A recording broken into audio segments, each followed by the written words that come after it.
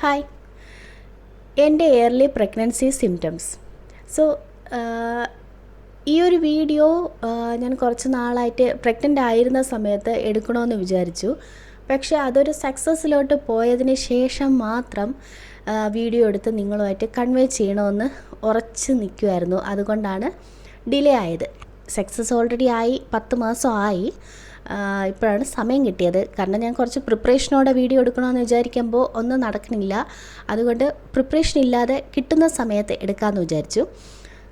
എൻ്റെ pregnancy symptoms അറിഞ്ഞിട്ട് നിങ്ങൾക്ക് എത്രത്തോളം യൂസ്ഫുൾ ആകുമെന്ന് അറിയില്ല. കാരണം എനിക്കറിയാം ഈ വീഡിയോ കാണുന്നവർ ഈ ഒരു പോസിറ്റീവ് ന്യൂസ് എക്സ്പെക്റ്റ് ചെയ്യാൻ ഇഷ്ടപ്പെടുന്നവരായിരിക്കും.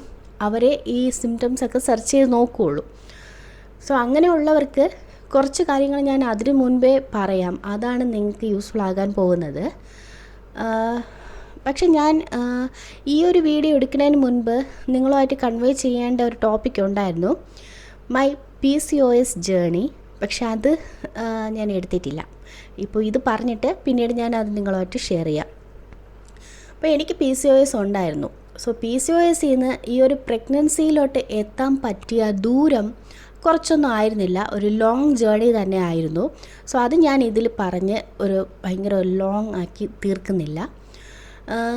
അപ്പോൾ PCOSും ഇങ്ങനെയുള്ള ഇറഗുലർ പീരീഡ്സൊക്കെ ഉള്ളവർക്കായിരിക്കും ഇങ്ങനെ പ്രഗ്നൻസി വരുമ്പോൾ കുറച്ച് സിംറ്റംസ് ഇതൊക്കെ വരുമ്പോൾ അതാണോ ഇതാണോ എന്നൊക്കെ കൺഫ്യൂഷൻസൊക്കെ വരാനും ഒക്കെ ചാൻസ് കൂടുതൽ. കാരണം പീരീഡ്സൊക്കെ റെഗുലറായിട്ടുള്ളവർക്ക് ഒരു മാസം ഇങ്ങനെ തെറ്റുമ്പോൾ അപ്പോൾ തന്നെ എൻ്റെ പീരീഡ്സ് ഇറഗുലറാണ്, പിന്നെ കുറച്ച് സിംറ്റംസും കൂടെ കാണുമ്പോൾ പ്രഗ്നൻ്റ് ആണ് എന്ന് നമുക്ക് പറയാൻ പറ്റും. പക്ഷെ അതുപോലെയല്ല ഈ PCOSും ഇങ്ങനത്തെ പ്രോബ്ലംസൊക്കെ ഉള്ളവർക്ക്. കാരണം അവർക്ക് എപ്പോഴും ഇറഗുലർ ആയിരിക്കും. സോ അത് വെച്ച് നമുക്ക് കൺഫേം ചെയ്യാൻ പറ്റില്ല. സോ ആ ഒരു കൂട്ടത്തിലുള്ളതാണ് ഞാനും. അപ്പോൾ എൻ്റെ സിംറ്റംസ് ഞാൻ പറയാം. ഇപ്പം ഞാൻ PCOS ട്രീറ്റ്മെൻറ്റൊക്കെ എടുത്തിട്ടുണ്ട്. അപ്പോൾ എനിക്ക് പ്രഗ്നൻസി എങ്ങനെ പോസിറ്റീവ് ആയെന്ന് വെച്ചാൽ പീരീഡ്സ് റെഗുലറാക്കി ഓവുലേഷൻ്റെ കറക്റ്റ് ആക്കിയിട്ടുള്ള ആ ഒരു ട്രീറ്റ്മെൻറ്റാണ്. അല്ലാതെ IVF അതിലോട്ട് എത്തിയില്ല. അത് ദൈവത്തിൻ്റെ കാരുണ്യം, പിന്നെ മെഡിസിൻസും ആ ട്രീറ്റ്മെൻറ്റിൻ്റെ ആ ഒരു ശക്തിയും എല്ലാം കൊണ്ടും തന്നെയാണ്. സോ അപ്പോൾ എൻ്റെ ഇയർലി പ്രഗ്നൻസി സിംറ്റംസ് എങ്ങനെയൊക്കെ ഉണ്ടായിരുന്നു എന്ന് ഞാൻ പറയാം. ഇപ്പം ഞാൻ പ്രഗ്നൻ്റ് ആകുന്നതിന് തൊട്ട് മുമ്പിലത്തെ മന്തിൻ്റെത് ഞാൻ പറയാം. തൊട്ട് മുമ്പിലത്തെ മന്തിൽ ഇപ്പം ഓവുലേഷൻ കഴിഞ്ഞിട്ട് നമുക്കിപ്പോൾ ഒരു ഇതൊക്കെ ക്ലിയറായിട്ട് അറിയാൻ പറ്റുമല്ലോ. ഓവുലേഷൻ പീരിയഡ്സ് കഴിഞ്ഞിട്ട് ഒരു 13th 14th ആ ഒരു സമയത്തൊക്കെയാണ് ഓവുലേഷൻ്റെ സമയം വരുന്നത്. അപ്പോൾ ഈ ഫോളിക്കുലർ സ്റ്റഡിയൊക്കെ നടത്തി അതിൻ്റെ ആ ഒരു ഇത് നോക്കിയിട്ട് ഓവുലേഷൻ അടുപ്പിക്കുന്ന സമയം അത് മെഡിസിൻ എടുക്കുന്നതും ആ ഒരു രീതിയാണല്ലോ ട്രീറ്റ്മെൻറ്റ് എന്ന് പറയുന്നത്. അപ്പോൾ ആ സമയം നമുക്കറിയാം. അപ്പോൾ ആഫ്റ്റർ ഓവുലേഷൻ പിന്നെ നമുക്ക് എന്തൊക്കെ രീതിയിൽ ജസ്റ്റ് ഒരു വിശപ്പ് വരികയോ അല്ലെങ്കിൽ അറിയാതെ ഒന്ന് തല ചുറ്റുകയോ വല്ലതും ചെയ്താൽ തീർന്നു. എന്ന് വെച്ചാൽ എന്ത് ചെറിയൊരു കാലുവേദന വന്നാൽ പോലും നമ്മൾ ഗൂഗിളിൽ സെർച്ച് ചെയ്യാൻ പോകുന്നത് ഇതായിരിക്കും, പ്രഗ്നൻ്റ് ആണോ, പ്രഗ്നൻസിയുടെ സിംറ്റം ആണോ എന്നായിരിക്കും സെർച്ച് ചെയ്യാൻ പോകുന്നത്. അപ്പോഴും ഭയങ്കര എക്സ്പെക്റ്റേഷനിലാണ് ഈ ജേണി പോകുന്നത് ഇങ്ങനെയുള്ളവർക്ക്. അപ്പം എൻ്റെ രീതിയും അങ്ങനെ തന്നെയായിരുന്നു. എന്ത് സംഭവം ഉണ്ടെങ്കിലും ഒരു ചേഞ്ച്, ചെറിയൊരു രീതിയിലൊരു ചേഞ്ച് ഉണ്ടായ, വിശപ്പില്ലെങ്കിലും വിശപ്പുണ്ടെങ്കിലും ഇപ്പോൾ ഒരു തലവേദന വന്നാലും വയറിളക്കം വന്നാലും എന്ത് തന്നെ ആയാലും പിന്നെ അടിവേറൊന്ന് വേദന എടുത്താൽ തീർന്നു. Lower abdomen pain is A symptom of pregnancy, yearly pregnancy symptom. അങ്ങനെ ഒന്ന് സെർച്ച് ചെയ്യുമ്പോൾ നമുക്ക് അതിൻ്റേതായിട്ടുള്ള ഒരു ഇതാണ് കാത്തിരിപ്പ്, ക്ഷമയില്ലാത്ത ഒരിതാണ്. അതിനപ്പുറമാണ് ഈ ഗൂഗിളിൻ്റെ പ്രശ്നം. അവരുടെ അടുത്ത് നമ്മൾ എന്ത് ചോദിച്ചാലും അവർ പറയും അതെല്ലാം സിംറ്റം ഓഫ് പ്രഗ്നൻസിയാണെന്ന് പറയും. അപ്പോൾ നമ്മൾ അതിൽ കുറച്ചുകൂടെ ഇതാവും, ഇപ്പോൾ പ്രഗ്നൻ്റ് ആവും, ഇപ്പോൾ ഈ മന്ത് പ്രഗ്നൻ്റ് ആവാൻ ചാൻസ് ഉണ്ട് എന്നൊരു എക്സ്പെക്റ്റേഷൻ കൂടിക്കൊണ്ടേയിരിക്കും. അപ്പോൾ മെയിനായിട്ടുള്ള പ്രോബ്ലം ഇതാണ്. നമ്മൾ ഈ ഗൂഗിളിൽ സെർച്ച് ചെയ്ത് നോക്കണം. അപ്പോൾ ഞാനിപ്പം എന്ത് പറഞ്ഞാലും എൻ്റെ സ്വഭാവം അങ്ങനെ തന്നെയാണ്. നമ്മളത് സെർച്ച് ചെയ്യും. കാരണം നമ്മൾ അത്രയ്ക്കും ഒരു പ്രാർത്ഥനയോടെ ഇരിക്കുന്ന സമയമാണ്. After ovulation 2 weeks. അപ്പോൾ ആ 2 ആഴ്ചയും നമുക്ക് എന്തൊക്കെ തോന്നിയാലും നമ്മൾ അതെല്ലാം പ്രഗ്നൻസിയിൽ ഇങ്ങനെ ചിന്തിക്കുന്ന ടൈപ്പാണ്. അപ്പോൾ എനിക്ക് ആ പ്രഗ്നൻ്റ് ആവണതിന് തൊട്ട് മുൻപത്തെ മന്ത് ഞാൻ ഈ ഓവുലേഷൻ കറക്റ്റ് ആക്കിയിട്ടുണ്ടായിരുന്നു. അപ്പോൾ കറക്റ്റ് ആയതിന് ശേഷം എനിക്ക് കുറേ സിംറ്റംസ് ഈ റിലേറ്റഡ് ആയിട്ടുള്ളത് ഉണ്ടായിരുന്നു. അടിവയറ് വേദന. അപ്പോൾ ഞാൻ ഇംപ്ലാന്റേഷൻ്റെ പെയിൻ ആയിരിക്കുമോ? സോ സക്സസ്ഫുള്ളി ഇംപ്ലാന്റേഷൻ പെയിൻ ആയിരിക്കാം. പിന്നെ എനിക്ക് ഭയങ്കര ഒരു ക്ഷീണമൊക്കെ ഉണ്ടായിരുന്നു. അപ്പം ഞാൻ ഇപ്പം ഈ വീഡിയോയിൽ ഇയർലി പ്രഗ്നൻസി സിംറ്റംസ് എന്ന് പറഞ്ഞിട്ട് ഒരു 10 എണ്ണം എനിക്ക് ചുമ്മാ പറയാം. ഗൂഗിളിൽ സെർച്ച് ചെയ്താൽ നിങ്ങൾക്ക് കാണാൻ പറ്റും എന്തൊക്കെയാണെന്ന്. അത് ഞാൻ അതുകൊണ്ടൊന്നും പറയാൻ പോകുന്നില്ല, കാരണം അത് കോമൺ ആണ്. അപ്പോൾ അങ്ങനത്തെ ഉണ്ടായിരുന്ന എല്ലാ സിംറ്റംസും എനിക്ക് ആ മാസം ഉണ്ടായിരുന്നു. അപ്പം ഞാൻ നല്ല രീതിയിൽ എക്സ്പെക്റ്റ് ചെയ്തു, ഇത് പ്രഗ്നൻ്റ് ആണെന്നുള്ളത്. പക്ഷേ പീരിയഡ്സ് ആകുന്ന സമയമായപ്പോൾ കറക്റ്റായിട്ട് പീരിയഡ്സ് ആയി ആ മാസം. കാരണം ഓവുലേഷൻ കറക്റ്റാക്കി ആ ഒരു ഓവുലേഷൻ്റെ മെഡിസിനൊക്കെ കഴിച്ചതുകൊണ്ട് പീരിയഡ്സ് ഇറഗുലറായില്ല, പീരിയഡ്സ് കറക്റ്റായിട്ട് പീരിയഡ്സ് ആയി. സോ അപ്പോഴുള്ള നമ്മുടെ സിറ്റുവേഷൻ മനസ്സിലാക്കണം. ഭയങ്കര സങ്കടമായിരിക്കും. കാരണം നമ്മൾ ഇത്രയും ഇത് ആയിരിക്കും തലേ ദിവസം ആയിരിക്കും എന്ന് പറഞ്ഞിട്ട് കാർഡ് വരെ ടെസ്റ്റ് ചെയ്ത് അത് നെഗറ്റീവ് കണ്ടു. പക്ഷേ പിറ്റേ ദിവസം പീരിയഡ്സും ആയി. അതും കാർഡ് ടെസ്റ്റ് ചെയ്യുമ്പോൾ നെഗറ്റീവ് ആയാലും നമ്മളെ മൈൻഡ് എന്തായിരിക്കും, 3 ദിവസം കഴിഞ്ഞിട്ട് അടുത്ത് ടെസ്റ്റ് ചെയ്യുമ്പോൾ ചിലപ്പോൾ പോസിറ്റീവ് ആവും എന്നായിരിക്കും. ആ ഒരു മൈൻഡ് സെറ്റായിരിക്കും. സോ ഇങ്ങനെയുള്ളവർക്ക് എനിക്ക് പറയാനുള്ളത് അതാണ്, നമ്മൾ നോക്കാതെ വിടുന്നതാണ് നല്ലത്. ഇപ്പം ട്രീറ്റ്മെൻറ്റൊക്കെ എടുക്കുന്നുണ്ടെങ്കിൽ ആ ട്രീറ്റ്മെൻറ്റ് ഒരു വഴിയേ പോട്ടെ. പിന്നെ പീരീഡ്സിൻ്റെ ഡേറ്റ് കഴിഞ്ഞതിന് ശേഷം ഇത് എന്തെങ്കിലും ഇതായിട്ട് തോന്നിയാൽ, പ്രഗ്നൻസിക്ക് ചാൻസ് ഉണ്ടെന്ന് തോന്നിയാൽ അത് ടെസ്റ്റ് ചെയ്ത് നോക്കുക, അല്ലെങ്കിൽ സെർച്ച് ചെയ്ത് നോക്കുന്നതായിരിക്കും നല്ലത്. അല്ലാതെ നമ്മൾ ഈ ഓവുലേഷൻ തൊട്ട് അങ്ങ് ഇതിനെ തന്നെ നോക്കിയിരുന്നാൽ ഭയങ്കര മെൻ്റലി ഒരു പ്രഷർ കൊടുക്കുകയാണ്. അതും നല്ലതല്ല. നമ്മൾ ഭയങ്കര സ്ട്രെസ്ഫുള്ളായിരിക്കും. വേറൊരു കാര്യത്തിലോട്ട് എൻഗേജ് ആയിരിക്കുന്നതാണ് ഏറ്റവും നല്ലത്. സോ അതാണ് എനിക്ക് നിങ്ങളുമായിട്ട് പറയാനുള്ളത്. എൻ്റെ അടുത്ത മന്ത് ഞാൻ ഈ പ്രഗ്നൻ്റ് ആയ മന്താണ്.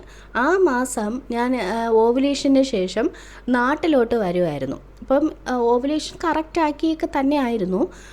സൂക്ഷിക്കണം. ഇപ്പോൾ നമ്മൾ ഓവുലേഷന് ശേഷം ബാക്കിയുള്ള കാര്യങ്ങളൊന്നും ശ്രദ്ധിക്കേണ്ടെന്ന് ഞാൻ പറഞ്ഞതെന്ന് വെച്ചാൽ, ഇങ്ങനെ പ്രഗ്നൻ്റ് ആയിരിക്കുമോ ഇങ്ങനെ ഈ ഒരു എക്സ്പെക്റ്റേഷനിലൂടെ കടന്ന് പോയി അങ്ങനെ പെട്ടെന്നൊരു നെഗറ്റീവ് ഇത് ഒരു വരെ കാണുമ്പോൾ ഭയങ്കര സങ്കടമായിരിക്കും. അതുകൊണ്ടാണ്. അപ്പോൾ അത് പക്ഷെ നമ്മൾ ശ്രദ്ധിക്കണം. ഇപ്പം ഇത്രയും ട്രീറ്റ്മെൻറ്റ്സോ ഓവുലേഷൻ ഇതൊക്കെ ചെയ്തതിന് ശേഷം നമ്മൾ വെയിറ്റ് എടുക്കുന്നതും അതൊക്കെ ഒരു ടൈം അറിയാമല്ലോ. 1 വീക്കൊക്കെ കഴിഞ്ഞതിന് ശേഷം കൂടുതൽ വെയിറ്റ് എടുക്കാതെയും അങ്ങനെയൊക്കെ ശ്രദ്ധിക്കണം. അപ്പോൾ ഞാൻ ഈ ബാംഗ്ലൂരായിരുന്നു.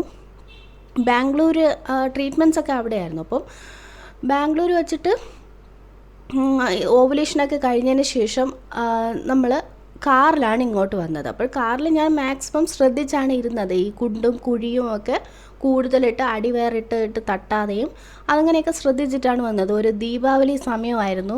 വരുന്ന വഴി ശിവകാശി വഴി പടക്കം വാങ്ങിച്ച് ഇങ്ങോട്ട് വന്നതാണ്. അപ്പോൾ അങ്ങനെയൊക്കെ ചുറ്റിയൊക്കെയാണ് വന്നത്.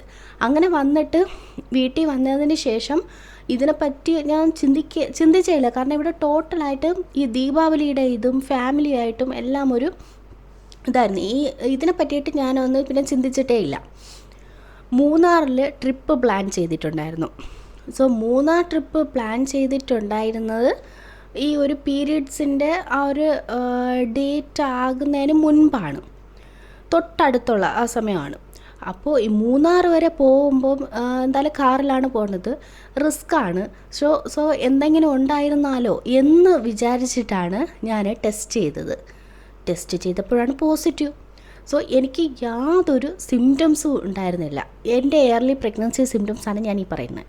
സോ എനിക്ക് എയർലി പ്രഗ്നൻസി സിംറ്റം എന്ന് വെച്ചാൽ കാർഡ് ടെസ്റ്റ് ചെയ്ത് പോസിറ്റീവ് കാണിക്കുന്നത് വരെ എനിക്ക് അങ്ങനെ യാതൊരു വലിയ വലിയ സിംറ്റംസ് ആയിട്ടൊന്നും വെച്ചാൽ ഞാൻ തല ചുറ്റി വീഴുകയോ അങ്ങനെയൊന്നും ഉണ്ടായിരുന്നില്ല. അടിവയറ് വേദന ഇടയ്ക്കൊക്കെ ഉണ്ടായിരുന്നു. അത് എനിക്ക് എല്ലാ മാസവും കൂടുതലും കാണും ഈ ചെറിയ അടിവയറ് വേദനയൊക്കെ. അതിപ്പോൾ പീരിയഡ്സ് ആകുന്നതിന് മുൻപും കാണും. സോ അത് ഞാൻ കൂടുതലായിട്ട് അങ്ങനെ നോക്കാറുമില്ല. സോ ഇതായിരുന്നു എൻ്റെ എയർലി പ്രഗ്നൻസി സിംറ്റംസ്. സോ അതിൽ നിന്ന് എനിക്ക് മനസ്സിലായത് നമ്മൾ കൂടുതൽ അതിനെ പറ്റിയിട്ട് നോക്കി ഇരിക്കാതെ ഇരിക്കുമ്പോഴായിരിക്കും നമ്മളെ തേടി ആ ഒരു ഹാപ്പി ന്യൂസ് വരുന്നത്. അങ്ങനെയാണ് ഞങ്ങളുടെ ലൈഫിൽ വന്നത്.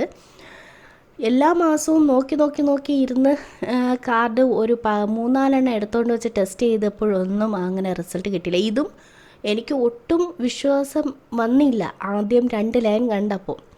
ഞാൻ കാണിച്ചപ്പോഴും ഇപ്പം ശ്രീയേട്ടനായാലും സന്തോഷിക്കണമെന്നുള്ള ഒരു ഇതിലായിരുന്നു. കാരണം ഇതിനു മുൻപ് എനിക്കൊന്ന് അബോട്ടായിട്ടുണ്ട്.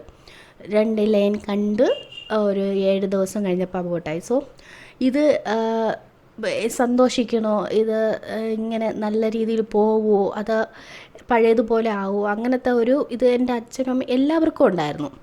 അത് ഈ ഒരു പ്രഗ്നൻസി ജേർണി ടോട്ടലി എല്ലാവർക്കും ഉണ്ടായിരുന്നു. അവനെ കയ്യിൽ കിട്ടുന്നത് വരെ ഒരു ടെൻഷനായിരുന്നു എൻ്റെ കാര്യത്തിൽ. സോ ഇതാണ് എൻ്റെ എയർലി പ്രഗ്നൻസി സിംറ്റംസ്.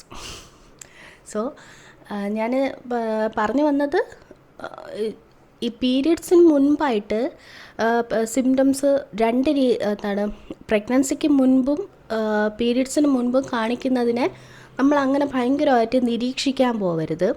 എല്ലാത്തിനും കോമൺ ആയിട്ടാണ് എല്ലാം. പീരിയഡ്സ് ആയില്ല എന്നുണ്ടെങ്കിൽ പ്രഗ്നൻ്റ് ആയിരിക്കാൻ ചാൻസ് ഉണ്ട്. അത് ഇറഗുലർ ആണെങ്കിൽ നമുക്കതിലും പറയാൻ പറ്റില്ല. ബാക്കി അടിവയറ് വേദനയായാലും ചിലപ്പോൾ വിശപ്പായാലും തളർച്ചയായാലും എല്ലാം ഹോർമോൺ ചേഞ്ചസ് വരുമ്പോൾ നമുക്കിങ്ങനെ ഡിഫറൻസ് രണ്ടിലും ഉണ്ടായിരിക്കും. സോ കൂടുതൽ അങ്ങ് നിരീക്ഷിക്കാൻ പോകാതിരിക്കുന്നതായിരിക്കും നല്ലത്. പിന്നെ ഞാനൊരു കാര്യം പറയാം.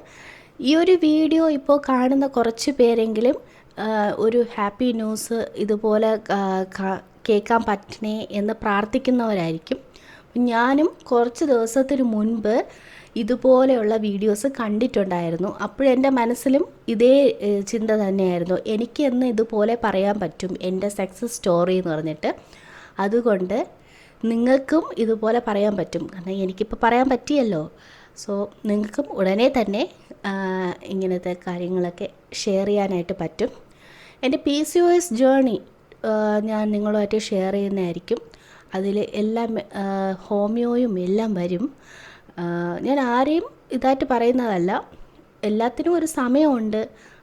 ആ സമയമാകുമ്പോൾ നമ്മളെ തേടി എന്തായാലും വരും.